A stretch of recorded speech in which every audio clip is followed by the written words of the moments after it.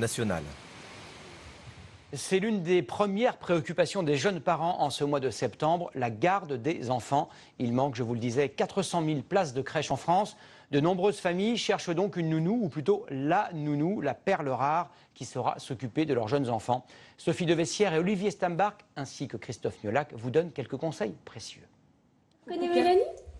Mélanie est étudiante. Elle garde Pierre 3 mois, plusieurs heures par semaine. Le tarif a été fixé à 10 € net de l'heure. Pour réussir à établir ce prix, la maman du bébé a dû faire des recherches. Au marché de la nounou, on a un peu tous les tarifs, donc il faut se renseigner, parler à son entourage, on peut regarder sur Internet évidemment. Après, les forums, on ne sait pas toujours ce qu'il y a comme information, donc non, c'est pas facile de se faire sa propre opinion.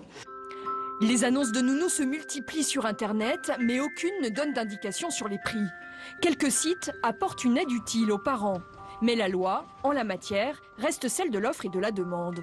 Si on est dans une région où il y a pléthore de nounous, évidemment, le tarif va plutôt être lissé légèrement vers le bas. Ensuite, ce qui rentre en ligne de compte, évidemment, ce sont les compétences de la personne, son expérience. Le prix minimum est de 9,43 € brut de l'heure. C'est la loi. Mais les tarifs peuvent vite grimper. Cette agence est spécialisée dans la recherche de garde d'enfants. Les parents payent 300 à 400 € simplement pour trouver la nounou idéale. Chaque candidate doit passer un entretien serré. Qu'emmenez-vous avec vous un jour où il fait chaud? Il y a beaucoup de soleil avec un enfant de 18 mois. Quand il fait assez chaud, il faut la crème solaire.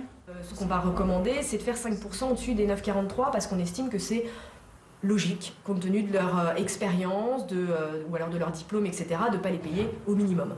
Donc après, si elles le méritent, eh bien, c'est normal qu'elles soient bien payées. Les parents prêts à payer sont de plus en plus nombreux. C'est le cas de la maman de Victoire. Elle vient de recruter sa nounou grâce à l'agence. Je pars le matin, je suis sereine de laisser ma petite à la nounou parce qu'elle lui sourit. Le soir, je vois qu'elle va bien. Et du coup, ça justifie 300 € de surcoût, effectivement. Le salaire et les charges s'élèvent pourtant à 2 000 € net par mois. Mais Victoire est en garde partagée avec Maxence. Chaque parent n'avance donc plus que 1 000 €. La caisse d'allocation familiale leur verse une aide et chaque famille a droit à une déduction fiscale. Coût final, 500 € par mois pour chaque enfant. Dans un instant, nous irons dans les coulisses du plus grand festival